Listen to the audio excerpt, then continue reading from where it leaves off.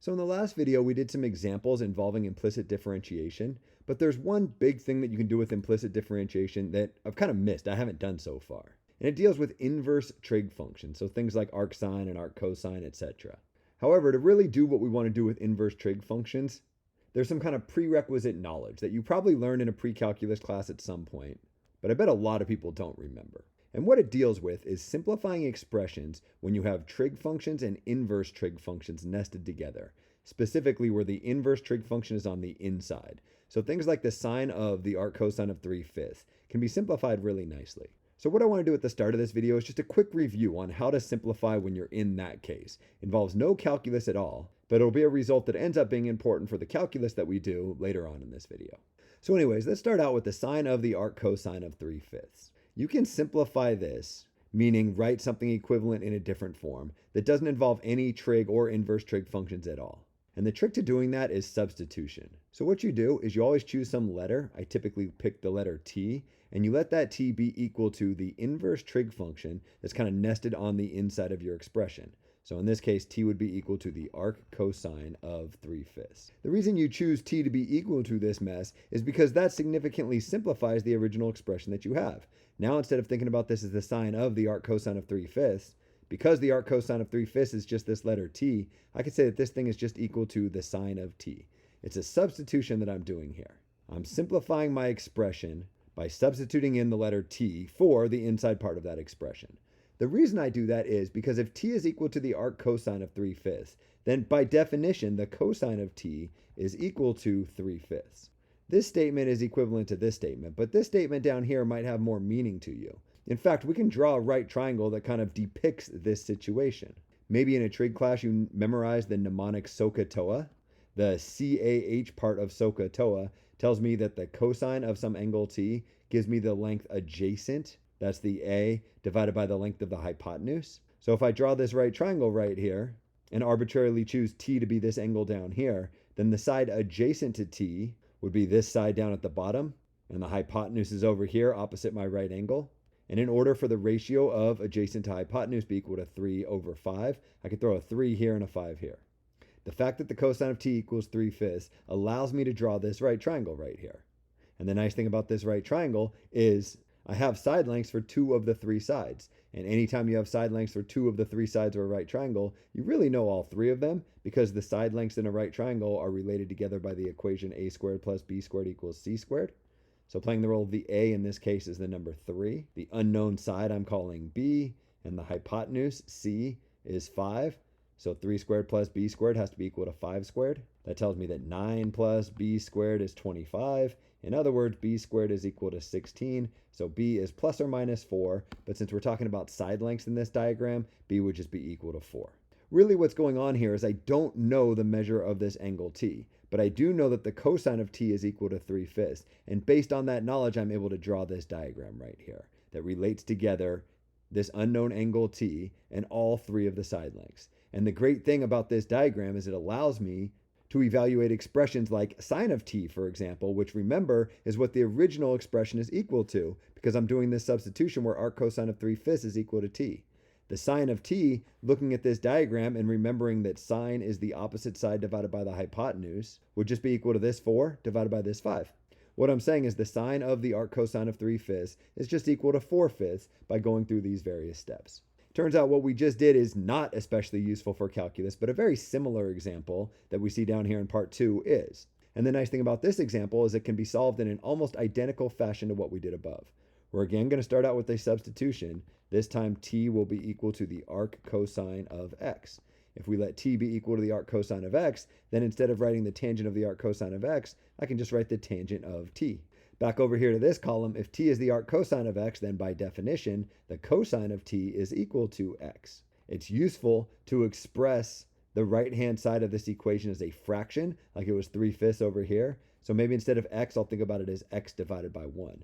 If the cosine of t is x divided by 1, I can again go draw my triangle. This time, instead of labeling the adjacent and hypotenuse as 3 and 5, I'm going to label the adjacent and the hypotenuse as x and 1. Again, taking advantage of this SOHCAHTOA mnemonic. It might not look like it, but I know two of the three sides of a right triangle, so really I know all three of them. In this case, x squared plus b squared is equal to 1 squared, and b is the thing I'm trying to solve.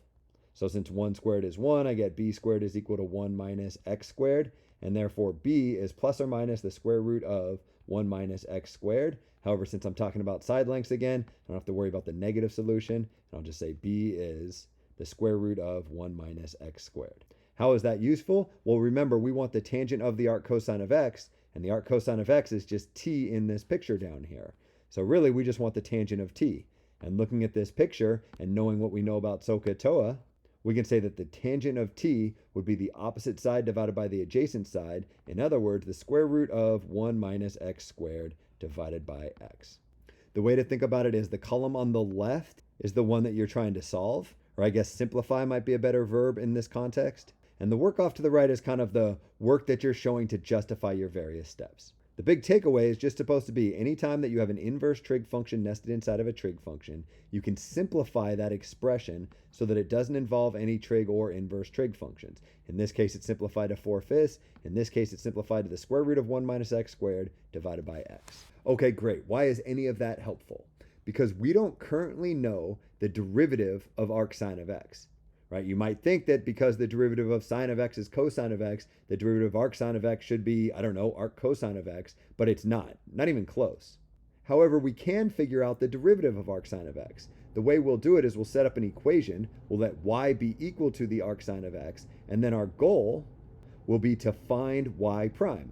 Because if y is the arc sine of x, then y prime is the derivative of the arc sine of x, the thing we're trying to find. You're like, okay, so I take the derivative of both sides, but I can't do that because I don't know the derivative of arc sine of x. That's true. We don't want to take the derivative of both sides because we don't know the derivative of arc sine of x. We're trying to figure it out. What we can do is take advantage of the fact that we have an equation here.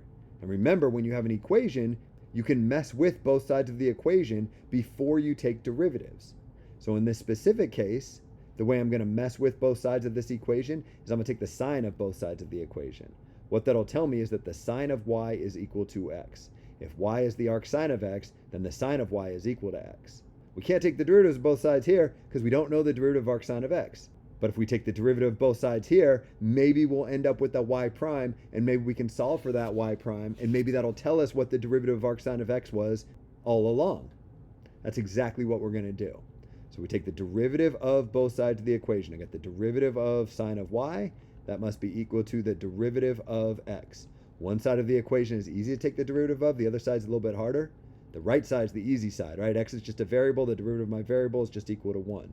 The left side, unfortunately, is more challenging. For the left side, you have to see a chain rule going on here. The outer function is the sine of this stuff. The inner function is the y itself because y is not a variable, it's a function. So when I'm taking the derivative of the left-hand side, I first take the derivative of the sine part.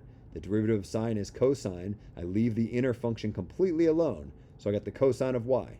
But then I'm not done. I have to multiply that by the derivative of y. Remember, the derivative of y is y prime. So the left side of my equation is cosine of y times y prime. And the right side of my equation is just a 1. Since my goal is to find y prime, all I got to do is divide both sides of the equation by cosine of y. And I get that y prime is equal to 1 over cosine of y. You're like, so that's my derivative, 1 over cosine of y? That doesn't feel right. Yeah, that's not right. The reason why is because we want the derivative of arc sine of x. There shouldn't be any y's in our answer. The original question only involved the variable x. Remember, y is equal to the arc sine of x. So what we want to do is, instead of writing 1 over the cosine of y, we want to write 1 over the cosine of whatever y is equal to, in this case, arc sine of x. Now we know y prime, our derivative, and it's not written in terms of y, but it's written in terms of the original variable x. This is awesome right here. You're like, that's my answer? That's the derivative of arc sine of x? Well, yes and no. This is equal to the derivative of arc sine of x, but you'll never see it written this way. Why won't you see it written this way? Because this can simplify. Really? How do you simplify this? Well, look at what I have. Looks a lot like what I have up here, right? I got an inverse trig function nested inside of a trig function. So what I'm going to do off to the side is I'm going to simplify the cosine of the arc sine of x. How do I simplify the cosine of the arc sine of x? I do this substitution trick that we just did above. I'm going to let t be equal to the arcsine of x. If t is equal to the arcsine of x, then the sine of t is equal to x. But by calling the arcsine of x t, my original expression, the cosine of the arcsine of x, is just equal to the cosine of t. Based on the fact that the sine of t is equal to x, I can draw this picture where I have a right triangle and an angle t. And using SOHCAHTOA, I know that the sine of this angle t, x in this case, is the length opposite divided by the length of the hypotenuse. So if I throw an x here and a 1 here, the ratio of opposite to hypotenuse is x. The sine of t equals x is depicted in this right triangle. I got two sides of a right triangle. I wish I had all three. Great news. When you know two sides, you can always solve for the third side. This unknown side, I don't know, maybe I'll call it a, is related to the 1 in the x. According to the Pythagorean theorem, a squared plus x squared is equal to 1 squared. 1 squared is just 1. If I subtract x squared from both sides of the equation, I get a squared equals 1 minus x squared, or a is equal to plus or minus the square root of 1 minus x squared. But as we talked about above, we're talking about side length, so we don't want the negative solution. We're able to add this side length to our picture, and the great thing is once we have this side length added to our picture, we're able to simplify our original expression. The cosine of the arcsine of x is the same as the cosine of t, where t is defined by this picture. And looking at this picture, since cosine is adjacent over hypotenuse, the cosine of t is the square root of 1 minus x squared divided by 1. In other words, the square root of 1 minus x squared. So that's the derivative? No, not quite. It's just the bottom of this thing that I was simplifying. The cosine of the arcsine of x is what I started out with, and I just showed that that's equal to the square root of 1 minus x squared. Y prime would therefore be 1 divided by the square root of 1 minus x squared. There's a lot going on here, and it'd be really easy to get confused. So let me recap what we just figured out. We went into this problem not knowing the derivative of arcsine of x. We didn't know what it was equal to. So what we did is we set up an equation where y represented that thing, the arcsine of x, and all we had to do was figure out y prime. That would tell us the derivative of arcsine of x. The problem is you can't directly figure out y prime by taking the derivative of both sides, but with some clever algebraic manipulation, we're able to take the derivative of both sides, and we get what you see in this green box right here. This is equal to the derivative of arcsine of x, but it's unsimplified. By using some, frankly, fairly advanced techniques from a trig class, we're able to simplify that expression and come up with the derivative of arcsine of x in the form that everybody uses. And the cool thing is this trick that we just did here using implicit differentiation doesn't just work for arcsine. It ends up working for any of your 6 inverse trig functions. I'm not going to demonstrate it 5 more times for you because I'm sure I'd lose everybody's patience, but I do want to do it one more time because I think it's a pretty cool method and it's kind of a clever way to come up with the derivative of something that you don't already know using facts that you do already know and this new technique called implicit differentiation. Suppose I want to figure out the derivative of arctangent of x, right? The original question is find the derivative of arctangent of x. The problem with this question is I don't know the derivative of arctangent of x, so how am I going to figure it out? And the answer is using implicit differentiation really cleverly. I take that thing I'm trying to take the derivative of, arctangent of x in this case, and I set it equal to y. Why would I set it equal to y? Well, because now I have this equation, and I can take the derivative of both sides of an equation using what I learned about implicit differentiation. However, you don't want to immediately take the derivative of both sides, because if you do, on one side of the equation, you'll have the derivative of arctangent of x, which is something we don't know. It's what we're trying to figure out by going through this process. So what we do instead is we algebraically manipulate this equation to turn it into something we can take the derivative of both sides of. The way we do that is by taking the tangent of both sides of the equation. Instead of y equals the arctangent of x, that gives me that the tangent of y is equal to x, and now I have something I can take the derivative of both sides of. Much like we saw above, one side of the equation is easy to take the derivative of, one side of the equation is hard to take the derivative of. To take the derivative of the tangent of y, you have to be thinking about the chain rule. The outer function is the tangent of the stuff, the inner function is the letter y. The derivative of tangent of x is secant squared x. Therefore, the derivative of the tangent of y is secant squared y times the derivative of y. The derivative of this left side is pretty complicated. The derivative of the right side, much easier. The derivative of x is just equal to 1. I still have this d over dx symbol, so I have to take the derivative of this y. I get secant squared y times y prime is equal to 1, and now I can solve for y prime. Divide both sides by secant squared, and I get 1 over secant squared y. Couple comments about this answer. The first one is, you might recognize that secant is the reciprocal of cosine. So instead of writing 1 over secant squared y, I could write cosine squared y. It's kind of cool.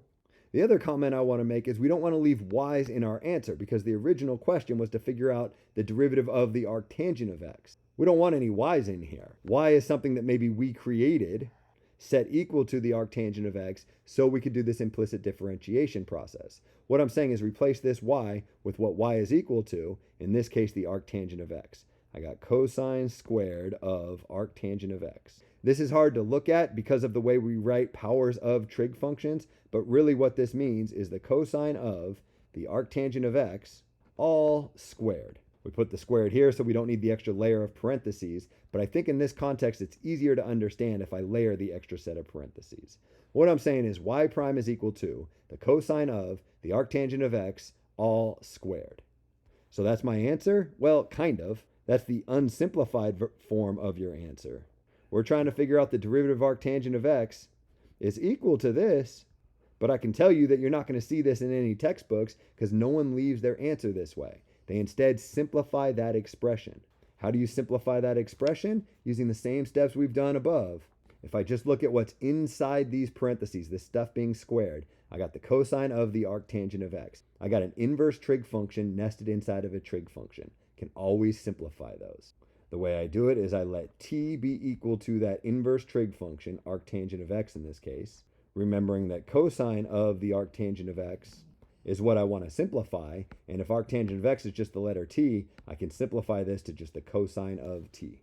But I can do better. If t is the arctangent of x, then the tangent of t is equal to x, in other words, x divided by 1, so I can draw this right triangle. Using SOHCAHTOA, I know that the tangent of t is the length opposite divided by the length adjacent that angle t. So in my right triangle, I throw an x over here and a 1 here. I know two sides of a right triangle, so really I know all three. I just have to use Pythagorean theorem to solve for the length of this hypotenuse. If you do that, I think you'll get that it's the square root of 1 plus x squared. This squared plus this squared equals c squared maybe, and then solve for c. And now that I have this right triangle all labeled, I can figure out the cosine of t. Again, using SOHCAHTOA, the cosine of an angle t is the length adjacent divided by the hypotenuse. The adjacent side has length 1, and the hypotenuse has length square root of 1 plus x squared. The cosine of the arctangent of x can be simplified to just 1 divided by the square root of 1 plus x squared. Why is that useful? Because cosine of arctangent of x lives inside this answer. It's the thing that's being squared over here. So I can replace what's inside those parentheses with 1 over the square root of 1 plus x squared. A nice thing happens here. When I square the top and the bottom, I'm left with 1 divided by 1 plus x squared. Technically, you should have absolute value symbols around the bottom, but because the bottom's always positive, because x squared is never negative, and I'm adding 1 to that, I can just leave that off. If that didn't make any sense to you, don't worry about it. The point that I'm trying to make is the derivative of arctangent of x, which we know is equal to this from implicit differentiation, can be written in its simplified form as this. In much the same way that the derivative of arcsine of x is 1 divided by the square root of 1 minus x squared, the derivative of arctangent of x is 1 divided by 1 plus x squared. And we can do this exact same series of logic for any of our 6 inverse trig functions. On the homework, I ask you to do it for, 2 or 3, because it's a good skill to have, but really all we're doing here are proving results. Kind of like we proved the derivative of tangent using the quotient rule and the derivatives of sine and cosine, we're proving the derivative of arctangent using implicit differentiation and the derivative of tangent. It's kind of cool how we learn one thing and then use that to come up with new things. That's the idea with inverse trig function. Much like the derivative of tangent, for example, you don't want to have to derive it every time you need it. So it makes sense to just memorize that the derivative of tangent is secant squared. It's kind of the same idea for the derivative of arctangent. It's a good idea to just memorize that it's 1 divided by 1 plus x squared. And maybe you're thinking, oh man, you really are going to give me 6 new derivatives to memorize because I have these 6 different inverse trig functions? And the short answer is no. I don't need you to memorize all of them. I mean, here are all of them right here, but I think it's asking a lot for a student to memorize all these. So what I'm going to ask you to do is memorize 2 of them.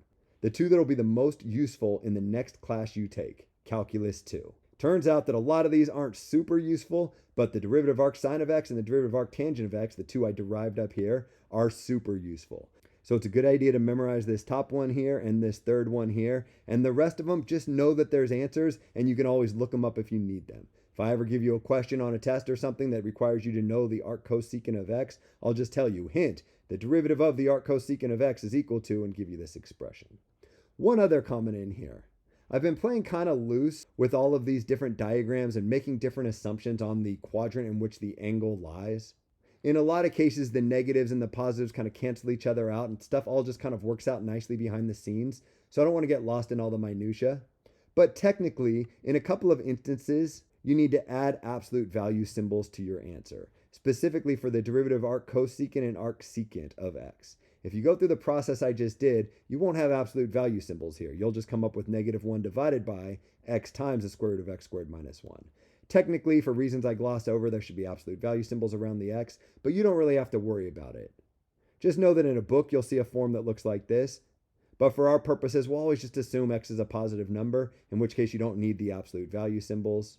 What I'm saying is this fourth statement would just be -1 divided by x times the square root of x squared minus 1 if x is greater than 0, which it will end up being in our class. Similarly, this fifth one would become 1 divided by x times the square root of x squared minus 1.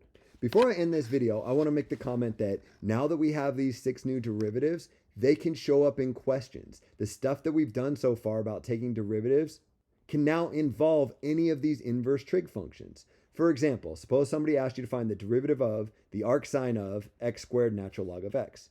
You can figure this out. The way you'd have to figure this out is you'd have to think chain rule. Maybe it's worth going back to our color coordination.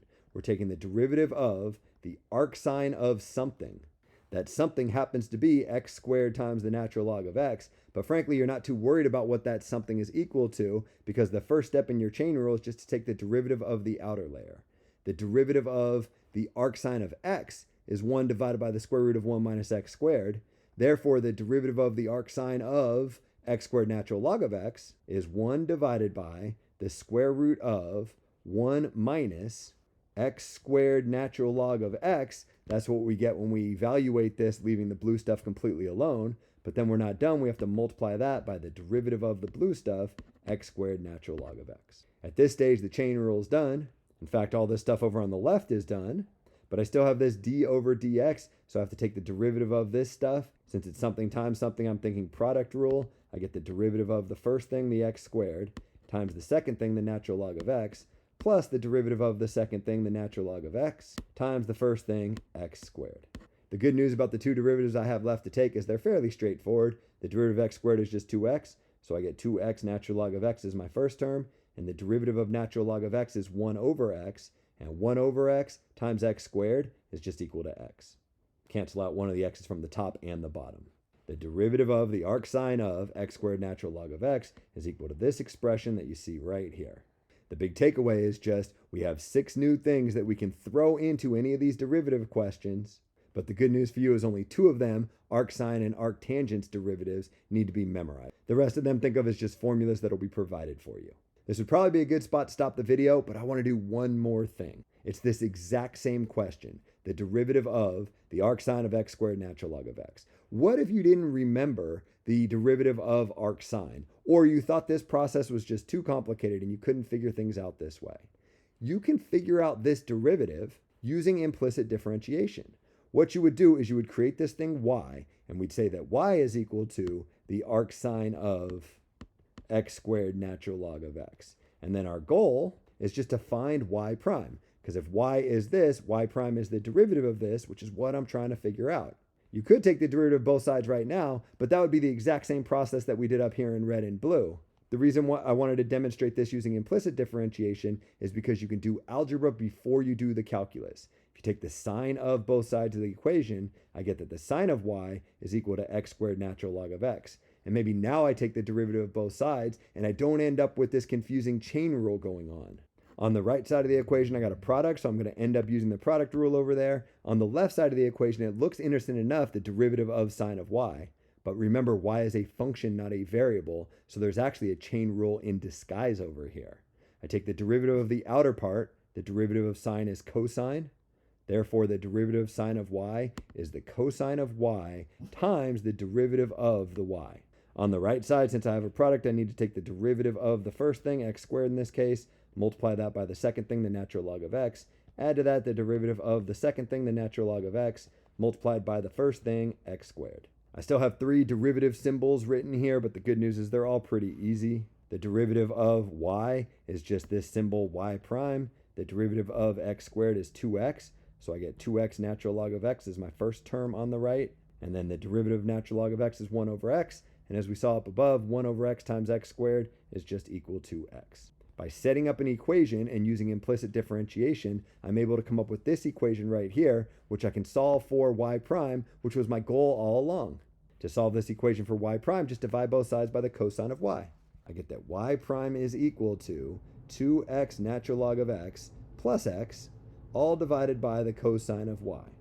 And you're like, uh-oh, you made a mistake. This answer doesn't look like what I see up here in blue. Right, because I'm not done yet. I don't want to leave y's in my answer. Y is something that I created in this process. I'm going to replace the y that I have written right here with what y is equal to, the arcsine of x squared natural log of x. That gives me this huge mess of an expression, which doesn't look as pretty as what I have up here in blue, and that's because this can be simplified.